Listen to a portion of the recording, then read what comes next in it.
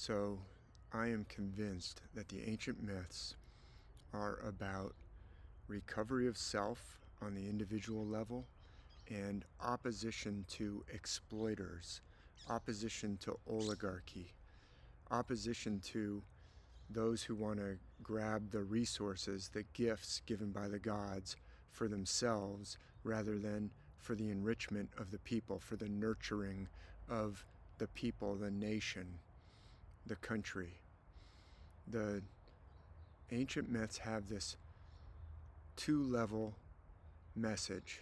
Well, it's multiple levels, but I'm convinced that at the center of the ancient myths are two very important messages. On the individual level, recovery from separation from self, recovery from trauma. And on the societal level, opposition to oligarchy. And oligarchs on the societal level tend to use trauma. Not only is oligarchy traumatizing, but oligarchs often deliberately traumatize the people to separate them from themselves, to make them less whole, less capable of resisting oligarchy. So those two core messages of the myths work together. On the individual level, recovery of deep self, and on the societal level, the elimination of oligarchs who want to gobble up the gifts of the gods for their own enrichment, to exploit others instead of to nurture. And so I talked about that just a bit in my previous video, where I talked about how the duat, or the realm of the eternal, the realm of the immortal gods, is not a different realm than the one that we're in. The material unfolds from the undifferentiated. The realm of time that we're in arises from the realm of the eternal, the realm of the immortal gods. In the Tao Te Ching, it talks about the Tao as being undifferentiated. You can't name it. But then out of it, the myriad things, the thousands of things unfold. So the realm of the gods is right here. And today I want to talk a little bit about this recovery of self on a practical level. I talk about this extensively in my most recent published book, Invoking the Ancient Gods in You. And in us, we have all the different gods and goddesses. Today I'm going to use the gods and goddesses from ancient Greece, but you could just as easily use those from the Norse myths or from the ancient traditions of ancient India, ancient Japan, ancient China, ancient Africa, the Americas, the Pacific. An example that I think is unfortunately familiar to all of us is when we fly into an uncontrolled rage, or when we feel like we're taken over by rage. Have you ever experienced that? I certainly have. And when we're taken over by rage, and it's like almost a different person takes us over, the things that we do and say, we regret, we're embarrassed, we say, what was that? I want to get rid of that aspect of me. When you're acting that way, that's not deeper self, but it is one of the different gods and goddesses within you. And in the ancient Greek pantheon, it's pretty clear to me that those characteristics are associated with the god Ares. Ares is the god of war. He's the god of bloodlust. Athena is also a war goddess, but she's the goddess of wisdom and just boundaries. Ares is more anger and wild rage and just the joy of killing and the joy of violence. And that's the negative aspect, but the shadow side, all the different gods and goddesses have positive sides and also shadow sides. Just like within us. And so the characteristics that I'm associating with Aries, and you can read the ancient myths and see that's quite clearly the characteristics of Aries, those are not necessarily welcome attributes for us to be displaying, but we need our Aries. We need all the different gods and goddesses that we have inside of us, and we all have different levels of each one. We have each of us has a different recipe, if you will, a slightly different amount of Aries, maybe a slightly different amount of Aphrodite, a slightly different amount of all the different gods and goddesses. We have a different recipe, each of us, but we all have that Aries. We all have those characteristics, that Aries and the characteristics of Aries, but we need actually those characteristics of Aries. If we need to defend ourselves physically, for instance, if you're in a situation where you actually have to fight for your life, you need those characteristics of Aries. You don't want to get rid of your Aries characteristics, and actually, you can't.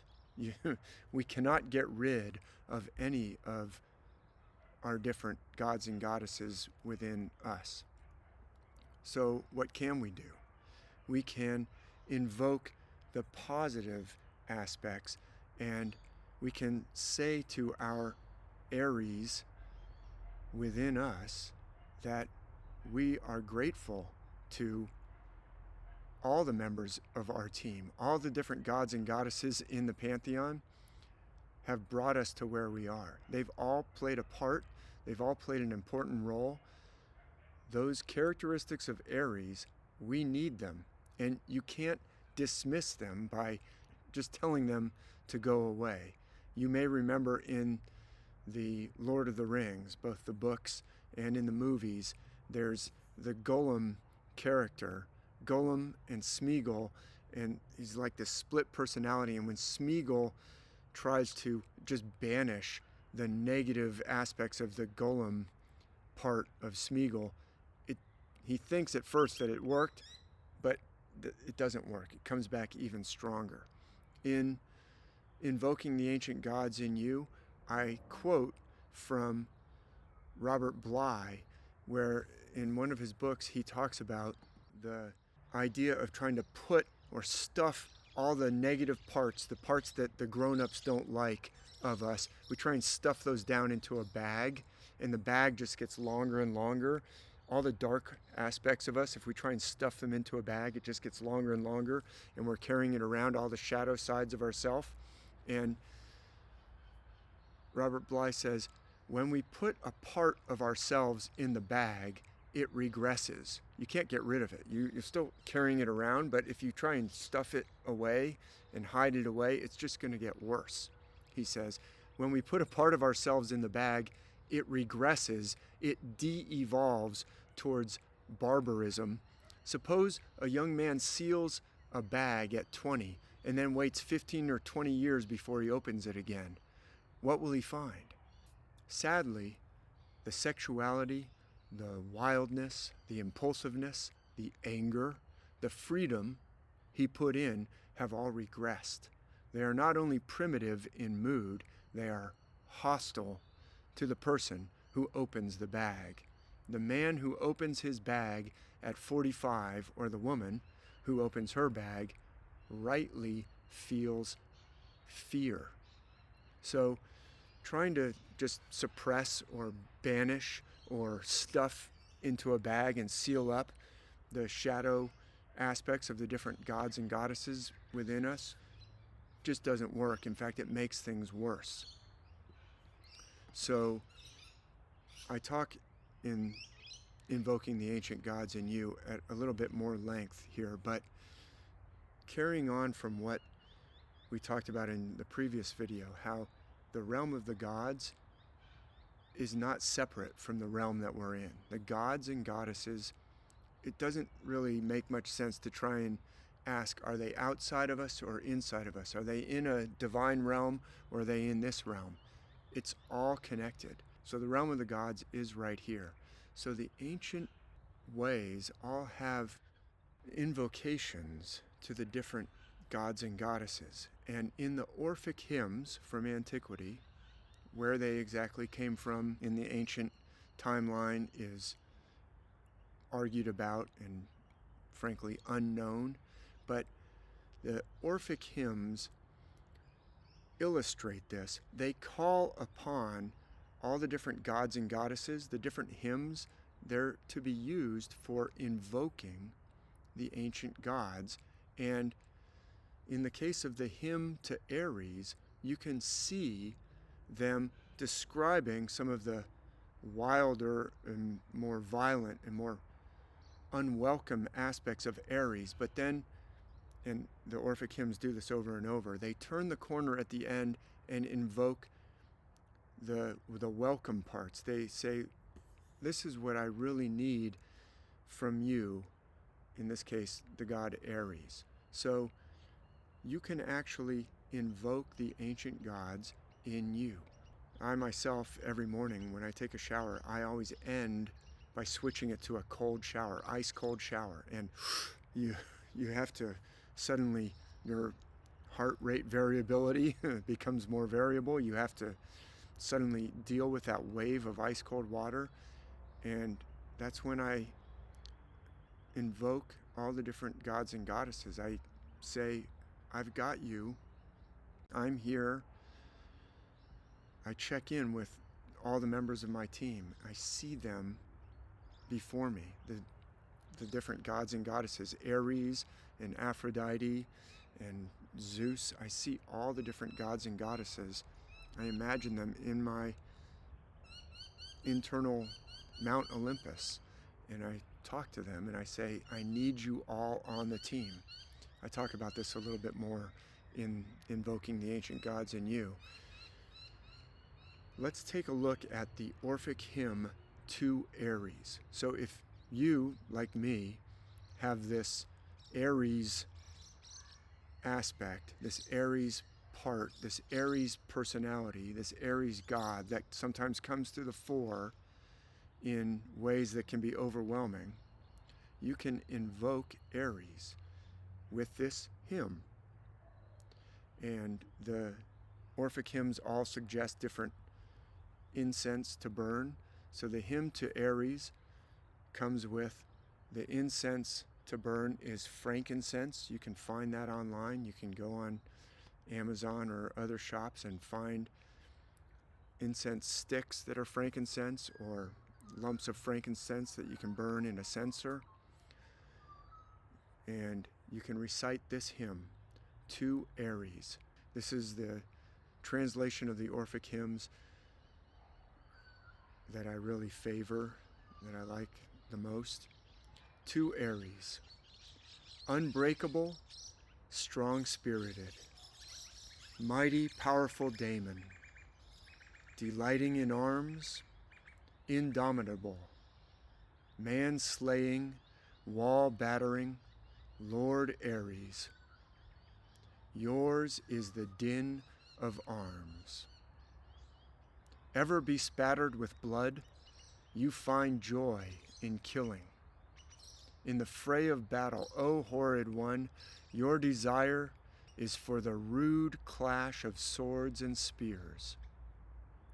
Stay the rage, stay the strife, relax pain's grip on my soul. Yield to the wish of Kypris. Yield to the revels of Laios. Exchange the might of arms for the works of Dio, yearning for youth-nurturing peace, bliss-bringing peace. So you can see in that hymn to Ares both positive and less welcome aspects of the god Ares. He's unbreakable. He's powerful, strong-spirited, indomitable. We all need those characteristics. But he also has joy in killing and weapons. But this hymn is invoking Aries to be a positive member of the team. And Aries is also the lover. Aries is the lover of Aphrodite. That's who Cypris or Cyprus, Aphrodite the goddess, was associated with the island of Cyprus, and she is known by the name of Cyprus or Cyprus or Kypros.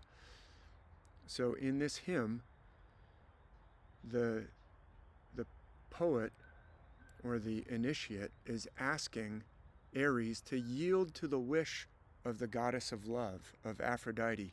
Yield to the revels of Laios is another name for Dionysus, the god of freedom.